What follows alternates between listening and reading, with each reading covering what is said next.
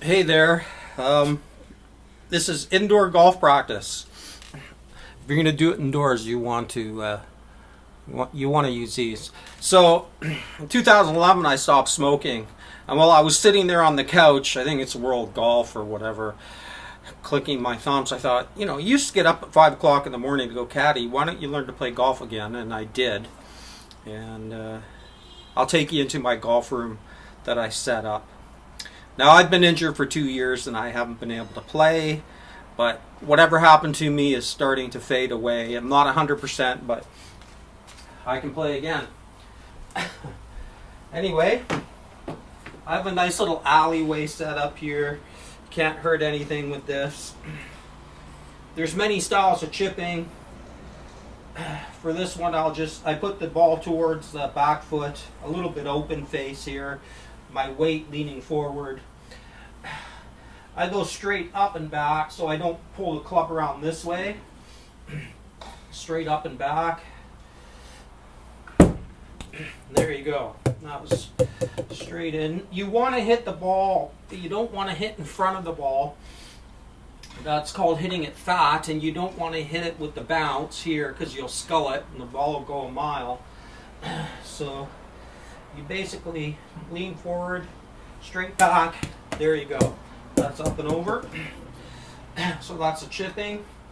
And then I have a little putting thing here. I use a pencil grip. It doesn't work anymore as far as shooting it back, but that's all you need. This is a nice wool rug.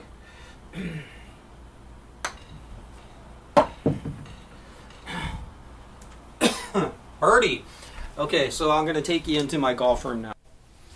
Okay, this is my indoor golf room that I made. I have different practice clubs. This is a weighted wedge. You can see that it helps you grip the club properly. So I like to use somewhat strong grip. I won't get into what that is, but it creates a V right here in the left wrist between the thumb and the fingers. That should be pointing up to this right elbow. Now, what I have here, I made for the plane of the club. So when you're at address, the club sits on a certain angle, and this small one here, I had to find out, ends up being more vertical because it's a shorter club. So when I swing back here, you'll see that club aligns with this small piece of wood. It's not like this, it's not inside or outside the plane or whatever. It's on a plane like that. Now, this is a weighted driver for practicing. And again, at address, you'll see that the plane of the club here, the shaft, aligns perfectly with this big 2x4 here. And again, you don't want to bring the club up like that. You don't want to bring it like this so that it's off plane.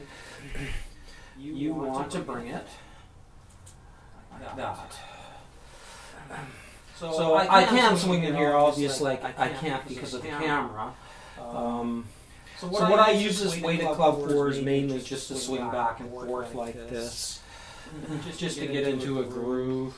And I'll check it, I'll make sure when I'm swinging back that the club aligns with that big piece of 2x4.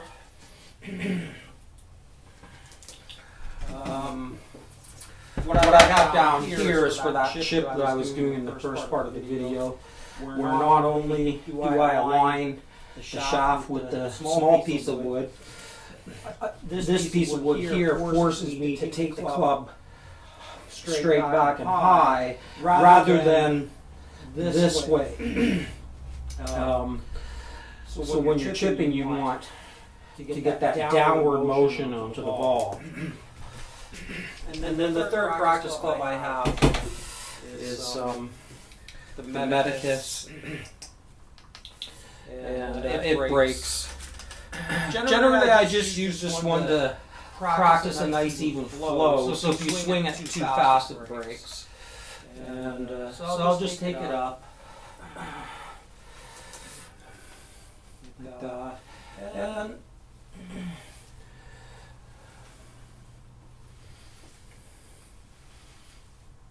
I'll check it. You know, sort of lines with that big 2x4.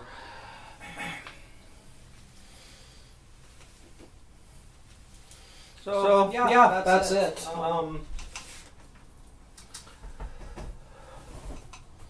You know, a lot of this is just repetitive motion, teaching your body, you know, muscle intelligence, getting used to it. Just some final thoughts on golf. It's a game. It's a great game.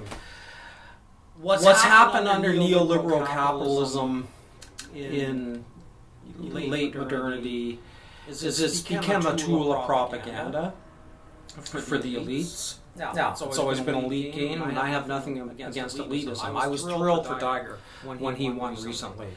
So this isn't about my resentment towards anybody who's good at what they do, really good at what they do, excellent at what they do. It's when something becomes something that it shouldn't be, for a hidden agenda.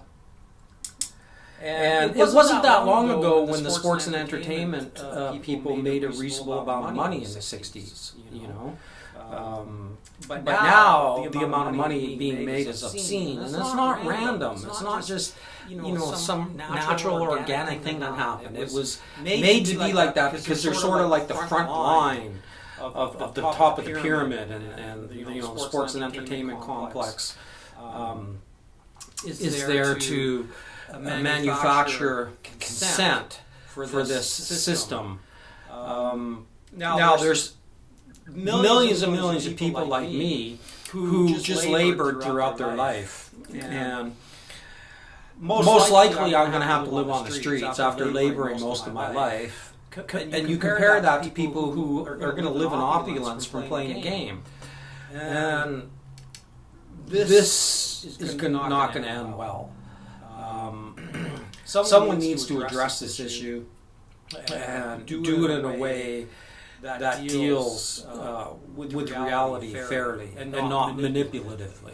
Anyway, this is my golf practice room. Great game, fantastic game. www.andrewmarkmusic.com. Peace out, peace the fuck out.